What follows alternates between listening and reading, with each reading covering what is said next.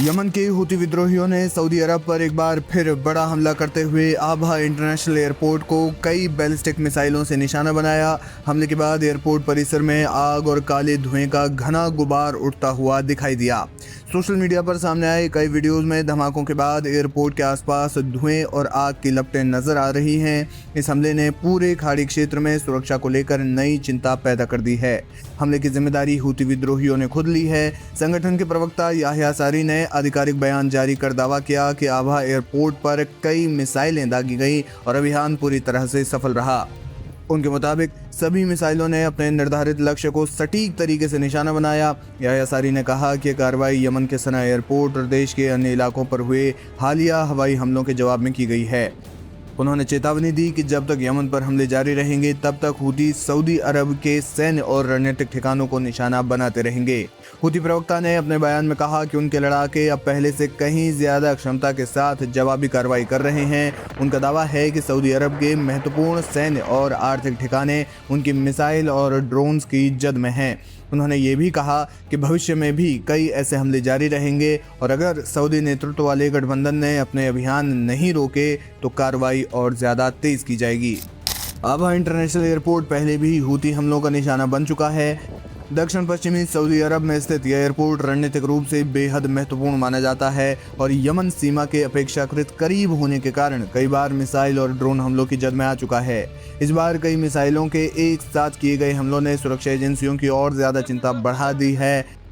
खास बात यह है कि इस हमले में बहुत ज़्यादा नुकसान दिखाई दे रहा है, जो कि तस्वीरों में भी देखा जा सकता है। जानकार मानते हैं कि हमला केवल एक सैन्य कार्रवाई नहीं बल्कि एक राजनीतिक संदेश भी है। हाल के दिनों में यमन में संघर्ष फिर तेज हुआ है और दोनों पक्ष लगातार एक दूसरे के ठिकानों पर हमले कर रहे हैं। ऐसे में सऊदी अरब के भीतर महत्वपूर्ण ठिकानों को निशाना बनाकर हूती ये दिखाना चाहते हैं कि उनकी मिसाइल क्षमता अभी भी बरकरार है और वे लंबी दूरी तक हमला करने में सक्षम है।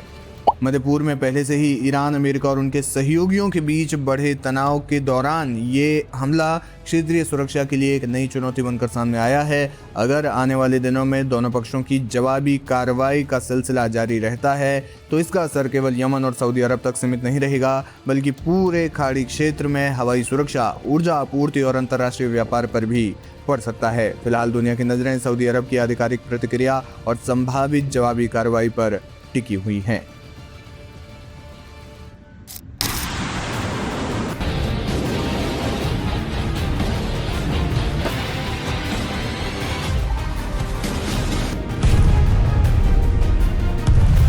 मिडिल ईस्ट में एक बार फिर तनाव चरम पर पहुंचता हुआ दिखाई दे रहा है।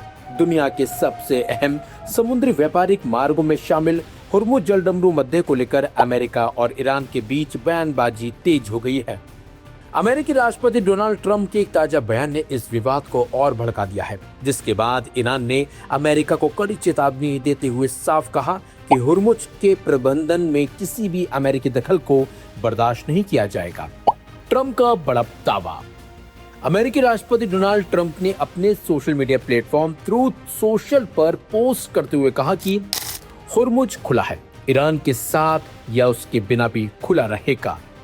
उन्होंने ये भी कहा कि अमेरिका ईरानियन ब्लॉक एड नाम की व्यवस्था लागू कर रहा है। ट्रंप के मुताबिक इस व्यवस्था के तहत केवल ईरान के जहाजों या उनसे जुड़े ग्राहकों पर प्रतिबंध रहेगा, जबकि अन्य देशों के जहाज बिना किसी बाधा के हुर्मुज जलडमरू मुद्दे का इस्तेमाल कर सकेंगे। उन्होंने ये भी दावा किया कि अब अमेरिका खुद को गार्डियन ऑफ द हुर्मुज स्ट्रेट यानी हुर्मुज का संरक्षक मानेगा और इस मार्ग की सुरक्षा के लिए सभी कार्गो पर 20% शुल्क लिया जाएगा।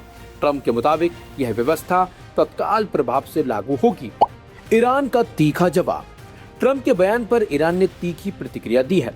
ईरानी सेना और सरकारी अधिकारियों ने कहा कि हुर्मुज जलडमरू मुद्दे के प्रबंधन में अमेरिका का कोई अधिकार नहीं है और किसी भी तरह का हस्तक्षेप स्वीकार नहीं किया जाएगा।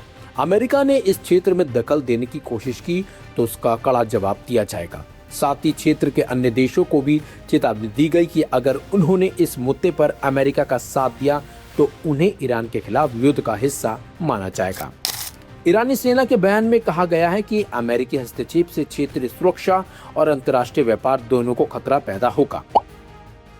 खाड़ी में बड़ी सैन्य गतिविधियां। इसी बीच ईरान ने दावा किया है कि उसने खाड़ी क्षेत्र में मौजूद अमेरिकी सैन्य ठिकानों को निशाना बनाया है। ईरानी सरकारी मीडिया के मुताबिक I4NI नाम से चलाए गए अभियान के तहत कुवैत में अमेरिकी airbase, patriot air defence system और अन्य सैन्य ठिकानों पर हमला किया गया। हालांकि इन दावों की स्वतंत्र पुष्टि अभी तक नहीं हुई है और अमेरिका की ओर से भी इन दावों पर आधिकारिक प्रतिक्रिया का इंतजार है। क्यों अहम है हुर्मुज़ जलडमरू मध्य? हुर्मुज़ जलडमरू मध्य दुनिया के सबसे महत्वपूर्ण समुद्री व्यापारिक मार्गों में गिना जाता है। वैश्विक तेल और गैस आपूर्ति का बड़ा हिस्सा इसी रास्ते से गुजरता है। ऐसे में यहाँ किसी भी तरह का सैन्य तनाव पूरी दुनिया के ऊर्जा बाजार, समुद्री व्यापार और वैश्विक अर्थव्यवस्था पर असर डाल सकता है।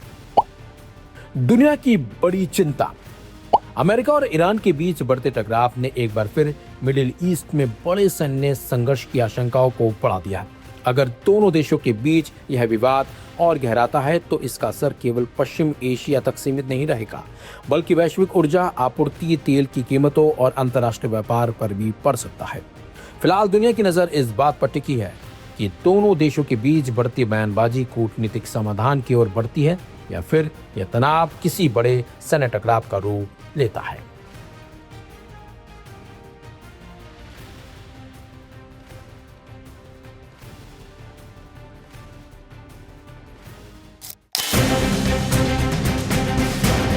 प्रतिशोध या बदला हमारे देश की मांग है और ये बदला लेकर रहेगा ईरान।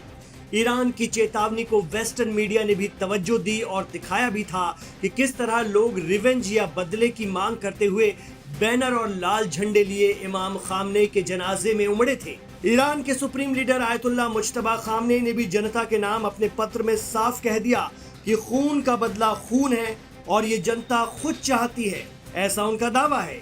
इधर अमेरिकी प्रेसिडेंट ट्रंप कुछ अलग ही मोड में चले गए हैं। वो ट्रुथ सोशल पर अपने बयानों और अमेरिका में अपने भाषणों में खुद ही बार बार कुछ इस तरह की बातें कर रहे हैं जो उनके खौफ को दिखा रहा है। ऐसा लगता है कि ट्रंप खबरदार मेरे नजदीक मत आना वरना मार दूंगा वाली स्थिति में पहुंच गए हैं। एक्सपर्ट कहते हैं कि ये डर की अलामत है, डर का प्रतीक है। वेनेजुएला के प्रेसिडेंट को तो अमेरिका ने गिरफ्तार कर लिया था, लेकिन इमाम आयतुल्लाह अली खामनेई और उनके साथ कई लोगों की हत्या अमेरिका और इसराइल ने मिलकर कर दी। मौजूदा सिचुएशन में अमेरिकी प्रेसिडेंट के बयान बता रहे हैं कि अब अमेरिका के पास बहुत ज़्यादा डिप्लोमेटिक रास्ते बचे नहीं हैं और ईरान अमेरिका को छोड़ेगा नहीं। ईरान मामलों के जानकार बताते हैं कि दरअसल ईरान भी अपने सुप्रीम लीडर, जिन्हें वहाँ रहबरे मुअज्जम कहा जाता है, इमाम खामनेई के जनाजे और उन्हें ससम्मान सुपुर्द खाक किए जाने का इंतजार ही कर रहा था।